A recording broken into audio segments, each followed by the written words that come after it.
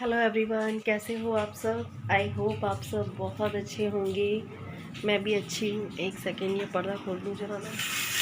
थोड़ा सा ना कमरे में उजाला सा आ जाता है, तो यहाँ पे खिड़की है ना, तो इसमें पर्दा लगा रहता है ना, और डार्क कलर के पर्दे हैं, तो अंधेरा अंधेरा सा हो जाता है कमरे में। तो आई होप आप सब बहुत अच्छे होंगे, मैं भी अच्छी हूँ। और आप लोगों का स्वागत है आपके अपने यूट्यूब चैनल पर। और आज मैं ना आप लोगों से ना कुछ बातें करना चाहती हूँ। और आपको ना थोड़ी थोड़ी सी आवाज़ आ रही होगी, तो यहाँ पे बारिश हो रही है, आज बहुत तेज़ बारिश हो रही है। प्लीज़ मुझे कमेंट करके ज़रूर बताना कि किस किस से। तो मैं ये बात आप लोगों से बाहर बैठ के करती, लेकिन बारिश हो रही है बहुत ज़्यादा। तो मैं ज़रा इसको फ़ोन को ना ऐसे ना, फिर फ़ोन हिलता है ना, फिर अच्छे से बात नहीं हो पाती है, तो मैं फ़ोन को ज़रा इस पर लगा लूँ।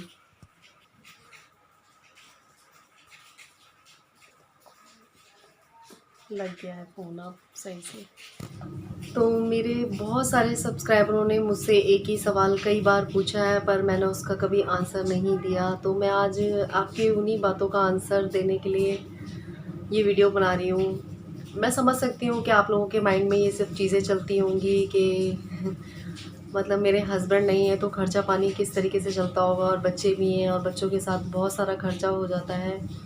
तो मैं समझ सकती हूँ। मैं बहुत टाइम से सोच रही थी कि आप लोगों को मैं बताऊँ कि किस तरीके से मेरा खर्चा चलता है।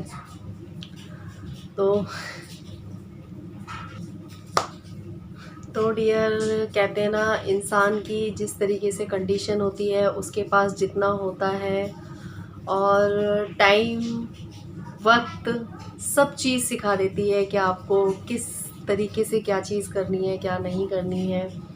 तो मेरे साथ भी कुछ ऐसा ही है। पहली बात तो ये है कि आप लोगों को मैंने पहले ही बताया था कि बचपन में मेरी मम्मी नहीं थी। तो कहते हैं ना, एक जो लड़की होती है वो अपनी ससुराल में तो अपनी जो ख्वाहिशें होती हैं वो हस्बैंड से पूरी करवाती है, और मायके में मम्मी पापा से। तो मम्मी के ज़्यादा क्लोज़ होते हैं, ठीक है ना। तो मम्मी तो थी नहीं, तो मतलब मैंने बोला था कि आपसे, मेरे पापा जो थे वो थोड़े स्ट्रिक्टली थे। तो हम लोग ना, मतलब उनसे ना इन सब चीज़ों की थोड़ा सा कम कहते थे। तो हम लोगों को ना घर गृहस्थी में ज़्यादा शौक था, जैसे कि घर गृहस्थी का ज़्यादा शौक था हमें। पापा ना रोज़ खर्चे के लिए पैसे दे के जाया करते थे। मैं आपको स्टोरी बता रही हूँ। कहते हैं ना कि छोटी छोटी बातें हमारी जो लाइफ होती है ना, हमारे लिए बहुत ज़्यादा मैटर करती हैं। तो पापा हमें ना खर्चे के लिए पैसे दे के जाया करते थे, जैसे कि पूरे दिन में जो भी खर्चा होता था, मैं उस टाइम की बात बता रही हूँ आपको। तो जैसे पूरे दिन के लिए अगर 100 रुपीज़ दे के जाते थे, तो पता है क्या, वो शाम को ये बोलते थे कि मुझे इन पैसों का हिसाब चाहिए। पता है, उस टाइम पे मैं बहुत ज़्यादा गुस्सा गुस्सा आती थी। हम सोचते थे कि पापा बताओ, मतलब हमसे हिसाब लेते हैं, और मतलब हम 1 रुपया भी नहीं बचा पाते हैं। लेकिन कहते हैं ना कि माँ बाप जो भी चीज़ बच्चों के लिए करते हैं वो बहुत अच्छी करते हैं, और वो आगे आने वाले टाइम में आपके लिए बहुत ज़्यादा यूज़फुल होती हैं। ये चीज़ें मुझे अब सब समझ में आती हैं। पापा हर चीज़ का हिसाब लिया करते थे, हर चीज़ का, मतलब उस टाइम पे बुरा लगता था, लेकिन आज मुझे ये चीज़ें बहुत सही लगती हैं। क्योंकि मेरे बच्चों से भी मैं कभी कोई सामान मंगाती हूँ तो मैं हिसाब लेती हूँ। मेरे पापा का क्या कहना था कि तुम्हें जो खाना है, जो पहनना है, जो लेना है वो मुझसे बोलो, लेकिन जो मैं तुम्हें पैसे दे के जाता हूँ उसका मुझे पूरा हिसाब चाहिए। अब उनके माइंड में क्या चलता था ये उनको पता था, लेकिन आज हमारे माइंड में क्या चलता है वो हमें पता है। क्योंकि मुझे भी ऐसा लगता है कि मैंने बच्चों को पैसे दिए, बच्चों ने इन पैसों से क्या चीज़ ली है, कोई गलत चीज़ तो नहीं ली। क्योंकि आपको पता है कि आजकल के बच्चे होते हैं कि पैसे मिल जाते हैं, कभी कोई गलत चीज़ ले लेते हैं खाने पीने की। तो हम लोगों को भी पता है कि हम खुद भी ये सोचते हैं कि हम बच्चे को अच्छी चीज़ दिलाएं खाने के लिए, और हेल्दी चीज़ दिलाएं, और मतलब बहुत सारी चीज़ें होती हैं। आप सबको पता है यार, आप सब मम्मी पापा हो तो आप सबको पता ही होगा। तो उस टाइम पे हिसाब लिया करते थे। और उसके बाद जब मेरी शादी वादी हो गई थी, तो मेरी पता है कि आदत क्या थी। मतलब मेरे पापा भी मुझे कभी, जैसे मैं घर जाती थी, मुझे पैसे देते तो मैं उन पैसों को सेव करती थी। मैं फालतू चीज़ों में पैसे खर्च नहीं करती थी। मेरे हस्बैंड भी 3 साल मेरे साथ रहे थे, तो वो भी मुझे पैसे दिया करते थे, तो मैं उनको भी सेव किया करती थी, तो मतलब रखा करती थी पैसों को। और क्योंकि वो जो सेविंग की आदत थी वो मेरे पापा ने पहले से ही डाल रखी थी। मतलब मुझे फालतू चीज़ों का खर्च करने का बिल्कुल शौक ही नहीं था। मतलब जो चीज़ हमारे पास है, हम उन चीज़ों में क्यों पैसे खर्च करें। तो तो तो वही आदत आप लोगों को पता है कि मेरी यहीं बनी, यहाँ पे भी वही आदत बनी हुई थी। हाँ, ये मेरे हस्बैंड भी मतलब जैसे कभी मुझे पैसे देते थे तो मैं उन पैसों को रखे रहती थी। तो कभी वो मुझसे माँगते थे, 3 साल वो मेरे साथ रहे, कभी माँगते तो मैं दे देती थी, तेरे पास अभी भी है? मैंने कहा हाँ हैंगे। कि तूने खर्च नहीं किए? मैंने कहा नहीं, कि मैंने कहा जब मेरे पास सब कुछ हैगा तो मैं क्यों खर्च करूँ पैसे? तो कहते थे बहुत पैसे बचाती है, बहुत पैसे बचाती है। शायद आज मैं, अगर वो होते तो बचा के बहुत कुछ कर पाती। और आज मैं आपको एक बात बताऊँ, मेरे हस्बैंड को गए हुए 11 साल हो गए हैं। 11 साल में मैं यही सोचती हूँ कि मेरे जितने भी अपने खर्चे हैं मैं अपनी कमाई से और अपने पैसों से ही निपटा पाऊँ। और पता है, जब मेरे हस्बैंड के जाने के बाद ना मतलब मेरे साथ है ना कुछ प्रॉब्लम्स आने लगी, मतलब कि बच्चे थे, बच्चों के लिए और बहुत सारे खर्चे हो जाते हैं। और पापा से भी ना मांगने में मुझे थोड़ी सी हिचकिचाहट होती थी। और आप लोगों को पता है कि जब ससुराल में लड़की आती है तो अपने हस्बैंड से ही अपने सारी चीज़ों की फरमाइश कर सकती है, सास ससुर से नहीं कर सकती है। चाहे कितना भी हो, वो मुंह खोल के सास ससुर से नहीं मांग सकती। तो मैंने सोचा मैं क्या करूँ यार, ऐसे किस तरीके से मैं मतलब हर चीज़ के लिए पैसे मांगूँ। कभी 5 रुपए की ज़रूरत है, कभी 10 रुपए की ज़रूरत है, कभी 20 रुपए की ज़रूरत है, मैं किस तरीके से मांगूँ। हालांकि जब मैं घर जाती थी तो मेरे पापा मुझे पहले ही पैसे दे देते थे। सास ससुर भी करते थे। कभी कभी ऐसा होता है यार, पैसा ऐसी चीज़ होती है कि खर्च होता है यार, बच्चों के जब छोटे छोटे बच्चे होते हैं तो खर्च होता है।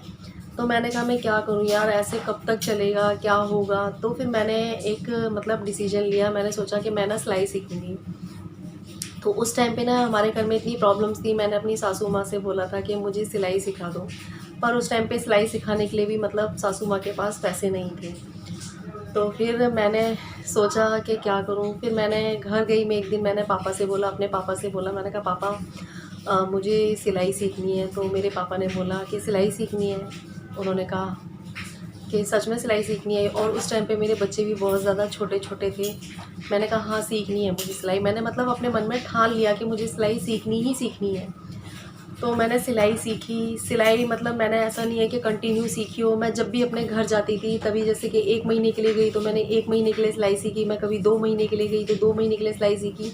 और फिर इस बीच मेरे बच्चे पढ़ाई करने लग गए थे, तो मैं बच्चों की जब 2 महीने की छुट्टियाँ होती थी ना, तब मैं अपने घर जाती थी तो मैं अपनी सिलाई कंप्लीट कर लेती थी। जब मैंने 6 महीने का सिलाई का कोर्स कर लिया, बहुत मतलब टुकड़ों में काम किए हैं मैंने, सिलाई का कोर्स कर लिया। उसके बाद है ना मेरे पापा, मैं मतलब आप लोगों को पता है कि जब सिलाई करते हैं तो सिलाई के लिए कपड़ा बहुत ज़्यादा परचेज़ करना पड़ता है। और मैं मतलब पापा पे भी बर्डन नहीं डालना चाहती थी, क्योंकि मुझे पता था कि देखो भाई, मेरे और भी 2-3 बहन भाई थे। माँ बाप के लिए तो सारे ही बच्चे बराबर होते हैं। अब ये थोड़ी ना है कि एक ही के लिए सब कुछ कर दें और बाकियों को कुएं में ढकेल दें, ऐसा तो हो नहीं सकता है। तो हाँ, जिसको ज़्यादा प्रॉब्लम होती है माँ बाप उसी की ज़्यादा हेल्प करते हैं। तो मेरे पापा कभी मुझे किसी चीज़ की मना नहीं करते थे, लेकिन मेरे को अपने आप से ऐसा लगता था। मेरे पापा हर चीज़ में मेरी बहुत ज़्यादा हेल्प करते थे, बहुत ज़्यादा। अब कपड़ा इतना सारा चाहिए होता था तो मैंने हेल्प कर देते। तो मैंने सोचा कि मैं क्या करूँ यार, अब सिलाई तो पापा सिखाने लग गए, लेकिन मैं इतना सारा कपड़ा कहाँ से परचेज़ करूँ। फिर जितनी मेरी फ्रेंड्स थी और जो गली में भाभियाँ थी, आंटियाँ थी, मैंने सबसे बोल दिया, मैंने कहा मैं आपके कपड़े सिल दूँगी। और सिलाई मुझे थोड़ा बहुत आ चुकी थी, तो मैंने कहा कपड़े सिल दूँगी, बट मैं उनसे पैसे नहीं लेती थी, मैं मटेरियल के पैसे ले लेती थी। जो मेरा मटेरियल लगता था मैं उसके पैसे ले लेती थी, पर मैं सिलाई के पैसे नहीं लेती थी। इस तरीके से मेरे मतलब कपड़े के जो पैसे थे वो बच गए। और लोगों के कपड़े सिलती थी मैं, उनको पसंद भी बहुत आते थे। तो मेरे लिए सबसे बेस्ट बात तो यही थी। फिर उसके बाद है ना, जब मेरे को सिलाई प्रॉपर तरीके से आ गई तो फिर एक दिन मेरे पापा ने कहा कि बेटा अब तू सीख गई है, तू थोड़े पैसे भी लिया कर। फिर जब मैं अपने ससुराल आ गई तो फर्स्ट टाइम मेरे पास सिलाई आई। और फर्स्ट टाइम, आप लोगों को पता है कि आज से 6-7 साल पहले मैंने फर्स्ट टाइम जो फर्स्ट सूट सिला था वो मैंने 100 रुपये में सिला था। तो जब मेरे पास वो 100 रुपये आए थे ना, सच में मैं इतनी खुश थी, इतनी खुश, मैं आप लोगों को बता नहीं सकती हूँ। बहुत ज़्यादा खुश थी। फिर उसके बाद मेरे पास बहुत सारी सिलाई आने लगी, बहुत सारी सिलाई आने लगी। फिर मैं सेविंग करने लगी। और मेरी जो पेंशन मिलती है, पेंशन से भी मतलब काफ़ी हद तक बहुत खर्चे निपट जाते हैं मेरे। और रही खाने खर्चे की बात, तो खाना खर्चे का जो खाने वाने का जो खर्चा होता है वो मम्मी पापा देख लेते हैं। और बाकी जो मैं अपने शौक़-सान होते हैं, बच्चों के जो शौक़-सान होते हैं वो मैं अपने आप से ही पूरे करने की कोशिश करती हूँ। मैं सोचती हूँ जितना हो सके मैं भी बहुत सारा खर्चा निपटाने की कोशिश करूँ। और ऐसा नहीं है कि मेरी इस चीज़ में मतलब ससुराल वालों ने ही हेल्प करी है, ऐसा नहीं है। मेरे मायके वालों ने भी मेरी बहुत ज़्यादा हेल्प की है और आज भी करते हैं। क्योंकि देखो, कहते हैं ना कि कभी किसी का एहसान नहीं भूलना चाहिए। कहते हैं ना, जो इंसान एहसान भूल जाता है उससे ज़्यादा बेकार इंसान कोई नहीं होता है। तो मेरी ससुराल और मायके से दोनों तरफ से हेल्प की है। आज भी मेरे भाई भाभी बहुत ज़्यादा हेल्प करते हैं। और मम्मी पापा खाने खर्चे का जो खाना और जो खर्चा होता है वो उठाते हैं। और जितना हो सकता है मैं भी कोशिश करती हूँ कि मैं भी उनका फुल हाथ बटा सकूँ। आज आप लोग झूठ मानेंगे, आज मतलब इनको गए हुए 11 साल हो गए हैं। 11 साल में कभी भी मैंने अपने शौक़-शान के लिए मम्मी पापा से पैसे नहीं मांगे हैं। मैं अपने शौक़-शान, बच्चों की कुछ शौक़-शान होते हैं वो अपनी तरफ से ही पूरे करने की कोशिश करती हूँ मैं। बच्चों को कोई चीज़ चाहिए तो, क्योंकि मैं अब सिलाई से और अपनी पेंशन वगैरह से इतना अर्न कर लेती हूँ कि मैं बच्चों के छोटे मोटे शौक़-शान तो पूरे कर ही सकती हूँ। और कुछ हेल्प वही मेरे भाई भी करते हैं। मेरा भाई बच्चों के लिए कपड़े वगैरह और बहुत सारी चीज़ें, पता है आप लोगों को, बहुत सारे छोटे-छोटे खर्चे होते हैं, बहुत सारे छोटे-छोटे खर्चे होते हैं। अगर कहीं से थोड़ी-सी भी हेल्प मिल जाती है ना, तो ऐसा लगता है कि हमारा एक खर्चा कम हो गया। तो कभी भाइयों ने कपड़े दिलवा दिए, कभी मैं घर गई तो भाइयों ने कुछ पैसे दे दिए, कभी पहले पापा थे तो पापा कर देते थे। पापा मेरी हर तरीके से हेल्प कर देते थे। और मेन चीज़ होती है, देखो क्या नाम है, इंसान ना आपको जब ज़रूरत हो तब आपके काम आ जाए। और मेरी जो सिस्टर है वो भी बहुत हद तक हेल्प करती है। कभी कभी ऐसा होता है कि मेरे बच्चों का घूमने फिरने का मन करता है तो मैं अपनी सिस्टर के यहाँ जाती हूँ, तो उनके हस्बैंड भी बहुत अच्छे हैं, बच्चों को घुमा देते हैं, फिरा देते हैं। कहते हैं, मतलब एक तरीके से कहते हैं ना कि भगवान किसी ना किसी रूप में ना आपके पास ऐसे कुछ बंदे भेज देता है जो आपको थोड़ी सी खुशी दें। तो मेरी लाइफ में भी कुछ ऐसे बहुत सारे भगवान के बंदे हैं जो मेरे बच्चों को खुशी देते हैं। और मुझे बहुत अच्छा लगता है कि देखो, लाइफ में सुख दुख सबके लगे हुए होते हैं, लेकिन उनको ना हंस के फेस करना चाहिए। सो मैं भी यही कर रही हूँ। और मेरा जो खर्चा है वो कुछ इस तरीके से ही चलता है, खाने पीने का मम्मी पापा उठा लेते हैं और बाकी जो मेरे शौक़-शान है वो मैं खुद अपने ही पैसों से पूरा करने की कोशिश करती हूँ। और अब मैं सिलाई सीख चुकी हूँ और मेरे पापा आज जहाँ भी होंगे, मुझे पता है कि आज मेरे पापा की वजह से ही मैं जो सिलाई से पैसे कमा पाती हूँ वो मेरे पापा की वजह से ही हो पाया है। क्योंकि कहते हैं ना, जब हमें जिस चीज़ की ज़रूरत हो और उस वक्त वो बंदा हमारे काम आ जाए तो वो हमारे लिए भगवान से कम नहीं होता है। हालांकि मुझे शर्म लगती थी पापा से कहने में भी, क्योंकि आप लोगों को पता है शादी होने के बाद ना लड़की शादी होने के बाद अपने हस्बैंड से क्लोज़ होती है और शादी होने से पहले अपने पापा से क्लोज़ होती है, अपने मम्मी पापा से क्लोज़ होती है। पर ना, मतलब शादी होने के बाद ना मम्मी पापा से कहने में ना थोड़ा सा हिचकिचाहट होती है और हस्बैंड ना होने के बाद सास ससुर से कहने में हिचकिचाहट होती है। बाकी बच्चों की जो ट्यूशन फ़ीस वगैरह है वो मैं अपने आप से ही देती हूँ। और बच्चों की जो पढ़ाई वगैरह होती है वो पढ़ाई का मैं आप लोगों से, देखो आप लोग मेरी फैमिली हो, मैं झूठ नहीं बोलूँगी बिल्कुल भी। मेरे बच्चों का जो इनके फादर हैं उनका डेथ सर्टिफिकेट लगा हुआ है। हालांकि जो एडमिशन है वो पापा मम्मी ने ही करवाया है, उनके रिलेशन में कोई हैंगे तो उनकी हेल्प से इनके पापा का डेथ सर्टिफिकेट लग गया है। तो इस वजह से इनकी फ़ीस नहीं जाती है। लेकिन ये है कि इनकी बुक्स वगैरह हैं वो ख़रीदने पड़ती हैं, तो वो मम्मी पापा दिला देते हैं। और बाकी जो मंथली ट्यूशन फ़ीस जाती है वो मैं अरेंज कर लेती हूँ, क्योंकि मैं, पता है, मैं ये सोचती हूँ कि मैं अपने ख़र्चों में कमी कर दूँ। मुझे जिस चीज़ की ज़रूरत नहीं है मैं वो चीज़ बिल्कुल भी नहीं ख़रीदती हूँ और मैं कभी किसी की सैक भी नहीं करती हूँ। मुझे ये लगता है कि बच्चों के लिए मैं जितना कर पाऊँ वो बहुत ज़्यादा है। और मैं यूट्यूब पे भी इसीलिए आई हूँ कि यूट्यूब की हेल्प से मैं अपने बच्चों के लिए कुछ कर पाऊँ। तो अगर आप लोगों का सपोर्ट रहेगा तो मैं अपनी फैमिली की और अपने बच्चों की यूट्यूब की हेल्प से कुछ ना कुछ हेल्प कर पाऊँगी। और हाँ, मैं अपनी जैसी सिस्टर से यही बोलना चाहूँगी कि कभी भी हिम्मत मत हारना, क्योंकि जो इंसान हिम्मत हार जाता है ना वो कभी भी आगे नहीं जा पाता। और जो हिम्मत नहीं हारता है ना, वो कहता है, वो सोचता है कि मुझे ये सब काम करने ही करने हैं। पता है आपको, जब मैंने सिलाई सीखी थी मेरे बच्चे इतने छोटे थे, बट मैंने अपने माइंड में ठान लिया था कि मुझे सिलाई सीखनी ही सीखनी है। और सच में देखो, आज मैं सीख चुकी हूँ और मेरे पास सिलाई आती भी है। और यही चीज़ मेरे लिए यूट्यूब के साथ भी थी। मैंने यूट्यूब के लिए भी यही सोचा था कि मुझे यूट्यूब पे अपना चैनल बनाना है और मुझे यूट्यूब पे आगे जाना है। और देखो, ये चीज़ फिर मेरे साथ हुई। कहते हैं ना, जब हम अपने माइंड में कोई चीज़ सोच लेते हैं कि हमें ये चीज़ करनी है तो वो हम सच में कर लेते हैं। तो प्लीज़ कभी भी डीमोटिवेट मत होइए, हमेशा मोटिवेट रखिए अपने आप को और हमेशा हमेशा सिर्फ हमेशा पॉजिटिव सोचिए, नेगेटिव बिल्कुल भी मत सोचिए। अगर आप पॉजिटिव सोचेंगे तो आपके साथ पॉजिटिव ही होगा, नेगेटिव नहीं होगा। और मैं जो भी टीन एज की लड़कियां हैं मेरे साथ की, या जो भी टीन एज लड़कियां हैं, जो बच्चे वगैरह हैं मेरी वीडियोस देखते हैं, मुझे पता है कि बहुत से जो टीन एज के बच्चे हैं वो मेरी वीडियोस देखते हैं। मैं उनसे यही कहना चाहूँगी कि बेटा पढ़ाई बहुत ज़्यादा मायने रखती है। उस टाइम पे मेरे साथ बहुत सारी प्रॉब्लम्स थी, इस वजह से मैं पढ़ नहीं पाई हूँ। तो आज मेरे लिए बहुत ज़्यादा प्रॉब्लम्स हो रही हैं, क्योंकि पढ़ाई ना कहीं हमारे काम आ जाती है। तो अभी आपका जो पढ़ने का टाइम है ना, उसे पूरा आप पढ़ने में दीजिए। मैं तो खुद बच्चों के लिए पढ़ाई के लिए बहुत ज़्यादा स्ट्रिक्ट रहती हूँ। मैं सोचती हूँ कि मैंने अपनी पढ़ाई की वजह से जो चीज़ें खोई हैं मैं अपने बच्चों के लिए ना करूं। बच्चों को मैं सोचती हूँ कि जब तक मैं हूँ मैं अपने बच्चों को पैरों पे स्टैंड कर दूं।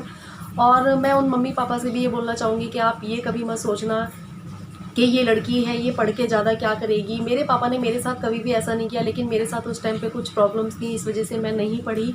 क्योंकि घर का काम फिर स्कूल का काम में बहुत ज़्यादा, लेकिन आज मैं बहुत ज़्यादा परेशान होती हूँ, बहुत ज़्यादा दुखी होती हूँ कि उस टाइम पे पापा के कहने पे मैं पढ़ लेती। जिस तरीके से मैं आज डबल स्ट्रगल कर रही हूँ, अगर मैं उसी टाइम पे डबल स्ट्रगल कर लेती तो आज शायद मैं बहुत आगे होती और आज कहीं जॉब वगैरह कर रही होती, तो आज मेरे बच्चों की लाइफ बहुत ज़्यादा अच्छी होती। तो मैं प्लीज़ सारी लड़कियों से यही कहना चाहूँगी कि प्लीज़ कभी, लड़कियों से क्या, मैं सभी लोगों से यही बोलना चाहूँगी कि कभी पढ़ाई से कॉम्प्रोमाइज़ मत करना। पढ़ाई है तो सब कुछ है। आप पता है क्या कहते हैं, थोड़ा बहुत स्ट्रगल करके आप किसी चीज़ में आगे निकल जाते हैं, वो आपके लिए फ़ायदा होता है, किसी और के लिए नहीं, किसी और के लिए नहीं। और बस मेरी जो छोटी सी स्टोरी थी वो मैंने आप लोगों को बता दी। अगर आप लोगों को मुझसे कुछ भी पूछना हो तो प्लीज़ आप कमेंट करके पूछ सकते हैं। जो कभी कभी कहते हैं ना कि हमें बहुत चीज़ों में, जो हमें टाइम है ना, बहुत चीज़ों में कॉम्प्रोमाइज़ करना सिखा देता है। और पढ़ना बहुत ज़्यादा ज़रूरी है, क्योंकि पढ़ाई आपके लिए कभी भी काम आ सकती है। और मैं तो यही बोलना चाहूँगी कि पढ़ाई नहीं, आपको हर काम सीखना चाहिए। टाइम का कुछ पता नहीं होता है कि कब हमें कौन से काम की ज़रूरत पड़ जाए। तो एक लड़की को हमेशा स्ट्रॉन्ग बनना चाहिए, क्योंकि मैं आज अपने आप को ना बहुत ज़्यादा अकेला फ़ील करती हूँ। क्योंकि मुझे ऐसा लगता है मुझे अब ये भी सीखना चाहिए, मुझे ये भी सीखना चाहिए। क्योंकि कहते हैं ना, जब हम किसी से हेल्प मांगते हैं और कोई हेल्प नहीं करता है ना, तो हम अपने आप में ना बहुत ज़्यादा लाचार महसूस करते हैं। तो मुझे अब लाचार नहीं बनना है।